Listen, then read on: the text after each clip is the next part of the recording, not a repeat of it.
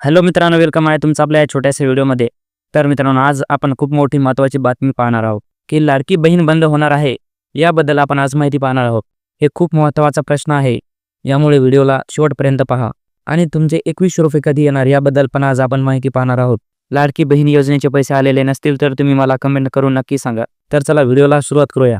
आणि जर तुम्हाला हा व्हिडिओ आवडला तर व्हिडिओला एक लाईक आणि चॅनलला सबस्क्राईब करायला अजिबात विसरू नका. शिवसेना ठाकरे गटाचे नेते विनायक राऊत यांनी TV9 मराठी या वृत्तवाहिनीशी बोलताना लाडकी बहीण योजनेबाबत मोठा दावा केलेला आहे.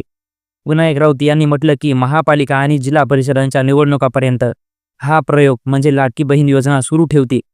ते नक्की करतील, मात्र नंतर ही योजना कायमस्वरूपी बंद करतील, असं मोठं विधान विनायक राऊत यांनी केलेलं आहे.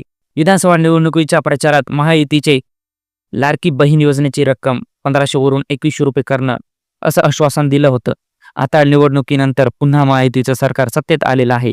त्यामुळे आता लाडक्या बहिणींना 2100 रुपये कधी येईल याकडे लाडक्या बहिणीचं लक्ष लागलेलं आहे. मित्रांनो, तुम्हाला असं वाटतंय का की लाडकी बहीण बंद व्हावं? मला कमेंट करून नक्की सांगा.